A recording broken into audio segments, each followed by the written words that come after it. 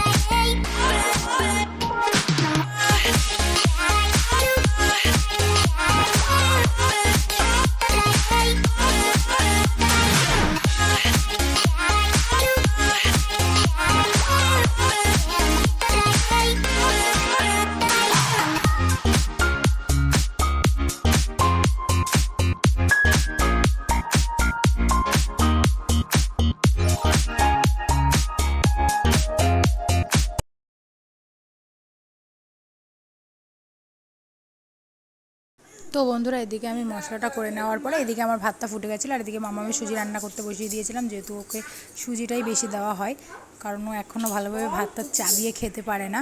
তো তারপরে আমি এদিকে দেখো মানে ভাতটা প্রায় হয়ে এসেছিলো, তার মামা আমি সুজি নামিয়ে নিয়ে মাছটা তোমাদেরকে দেখিয়ে দিলাম। তো তারপরে আমি ভাতটা উবুর দিয়ে দিলাম, উবুর দেওয়ার পরে মাছে ভালোভাবে নুন হলুদ মাখিয়ে নেবো। তো চলো মাছে ভালোভাবে নুন হলুদ মাখিয়ে নিলাম। নেওয়ার পরে যে কড়াইতে তেল দিয়ে দিচ্ছি। তো আগের দিনকে কড়াইতে একটুখানি ডিম ভেজেছিলাম, তো তার জন্য কড়াইতে তোমার তেল ছিল, ওর জন্য আমি আর কড়াইটা মাজিনি। ওই কড়াইয়ের মধ্যেই তেল দিয়ে ওর মধ্যেই মাছগুলো ভেজে নেব। এর বড় মাছ না, সমস্যা হবে না। তো তারপরে এবার আমি তোমার সুন্দর করে মাছগুলো লাল লাল করে কড়া কড়া করে ভেজে নেব, কারণ কি মাছটা অনেক দিন প্রায় এক সপ্তাহ মতো ফ্রিজে ছিল। তো তারপরে মাছটা সুন্দর করে ভেজে নেব। তো চলো মাছটা ভেজে নেওয়া যাক। তো তারপরে আমি দিয়ে দিলাম হচ্ছে তোমার কড়াইতে মাছগুলো। তো মাছগুলো কড়াইতে দিয়ে দেওয়ার পরে ভাজা করে নেব মাছগুলোকে। তো বন্ধুরা, তারপরে দেখো এই যে আস্তে আস্তে মাছগুলো দিয়ে দিচ্ছি। এবার ভাজা করে নেবো মাছগুলোকে, সুন্দর করে মাছগুলোকে ভেজে নেব কড়া কড়া করে, কারণ এই মাছগুলো একটু কড়া কড়ায় ভাজা বেশি ভালো লাগে তরকারির থেকে। তবুও তরকারিতে রান্না করছি, বেশি তো মাছ না, ওর জন্য। তো চলো মাছগুলোকে ভেজে নিই, তাই তোমাদেরকে তারপরে আবার দেখাচ্ছি ফাইনালটা। তো বন্ধুরা, এই যে মাছটা ভাজা দেখতেই পাচ্ছ, আর এইদিকে এই যে পটলগুলো কেটে নিয়েছিলাম। তো এই যে মশলাটা, তো চলো দেখে নাও রান্নাটা। তো বন্ধুরা, এতটাই শরীর খারাপ, আমার রান্না করতে খুব কষ্ট হচ্ছে, কিন্তু কিছু করার নেই। মা তো কাজে গেছে, রান্না তো করতেই হবে, না হলে না খেয়ে সারাদিন থাকতে হবে। আর বোন তো ছোটো, রান্না করতে পারে না। তারপর ওর পড়াশোনা, ওর কাজবাজ হয় না। তারপর আমার একটা ছোট বাচ্চা আছে, ওকেও তো খাওয়াতে হবে বলো। শরীর খারাপে মুখটুক পুরো ফুলে উঠেছে, এতটাই আমার শরীরটা খারাপ। তো যাই হোক, আজকে বেশি কিছু রান্না করছি না, এমনিও বেশি কিছু আমাদের বাড়িতে রান্না হয় না। 10-20 টাকার মাছ রাখি, ওটা দিয়েই যা ঝোল ঝাল রান্না করে খাই। তো যাই হোক, ভিডিওটা কন্টিনিউ করো, তোমাদের ভালো লাগবে। তো বন্ধুরা, দেখতেই পাচ্ছ এই যে আমি পটলগুলো ভাজা বসিয়ে দিয়েছি। তো এবার পটলগুলোকে সুন্দর করে ভেজে নেব। তো চলো দেন, তারপরে আমাদের এই যে পটল ভাজাটা তুলে নিয়েছি। এবার আমি পাতলা পাতলা করে আলু কেটে নিয়েছি, তো সেই আলুগুলোই ভেজে নেব। তো চলো আলুগুলো ভেজে নেওয়া যাক। তো চলো আলুগুলো ভেজে নিয়েছি, আর এই দেখো মাছটা আমি এক জায়গায় রেখে দিয়েছি। তো চলো আলুগুলো সুন্দর করে ভাজা হয়ে গেল প্রায়, এবার আলুগুলোকেও তুলে নেব। তো এই দেখো আমি আলুগুলোকে তুলে নিয়েছি। তো দেন এবার আমি কী করবো বলো তো, এই মশলা যেটা করে রেখেছিলাম সেটা ওই তেলের মধ্যেই ছেড়ে দেবো। তো ওই তেলের মধ্যে মশলাটা ছেড়ে দিলাম, দেওয়ার পরে আমি ভালো করে সুন্দর করে কষিয়ে নেব। আর এইভাবে তোমরা একবার তরকারিটা রান্না করে দেখতে পারো, মানে খুবই টেস্টি লাগে খেতে। তো যাই হোক, আমি তারপরে লবণ হলুদ পরিমাণ মতো দিয়ে এটাকে কষিয়ে নিচ্ছি।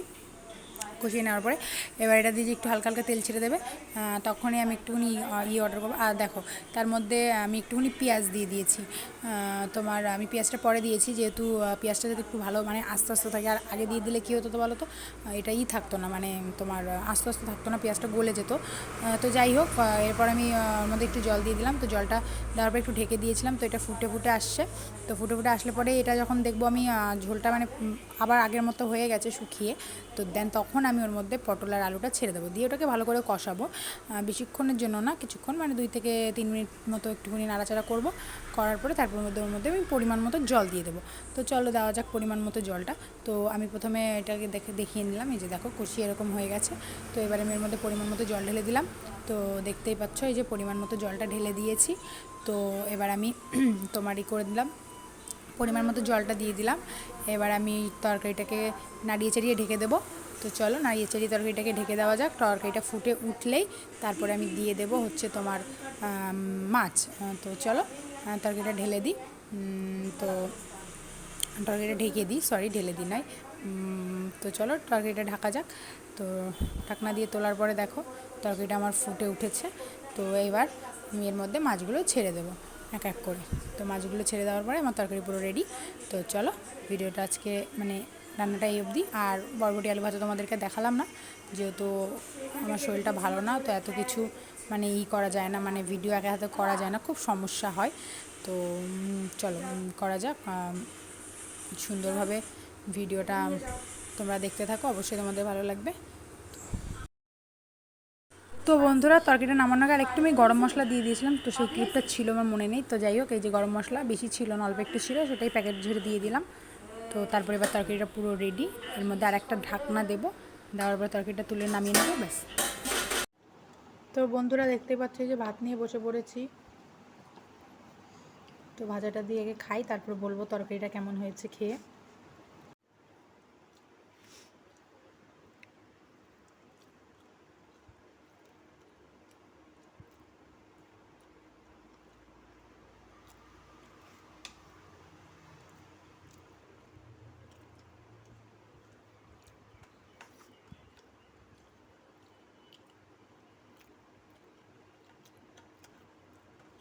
তো চলো খেয়ে নিই, তারপরে তরকারিটা দিয়ে খেয়ে বলছি কেমন হয়েছে।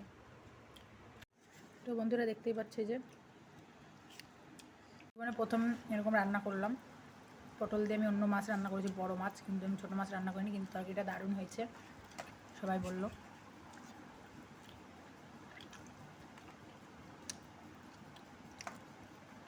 চলো টাটা এখন।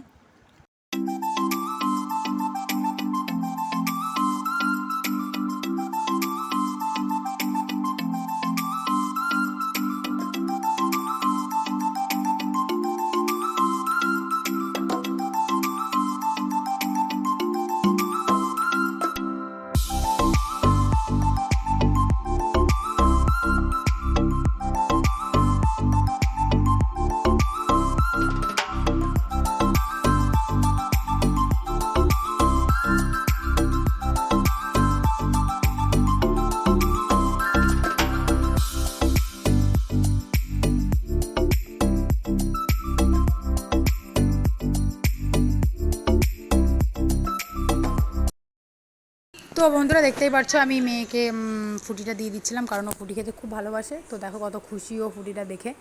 তো আমি জল আনতে গেছিলাম ফ্রিজে, আর আমার পেছন পেছন গিয়ে ঠিক ফুটির বোতলটা দেখে নিয়েছিল, তারপর ওকে দিতেই হলো। তো বেশি দিনই অল্প করে দিয়েছি, কারণ একবারে তো অনেকটাও খায় না, একটু একটু করে খাবে সারাদিন, ওটাই ওর কাজ। তো ফুটিটা খাচ্ছে, তো সবাইকে আবার একটু হাই করে দিল, বাবা আবার কে যেন ওকে মনে করছে।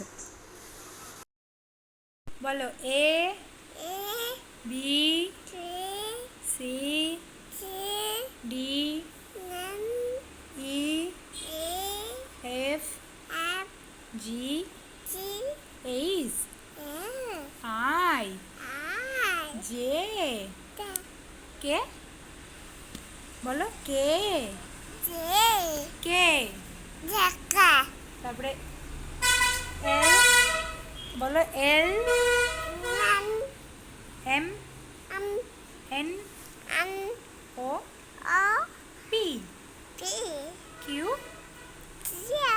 আর এস টি ইউ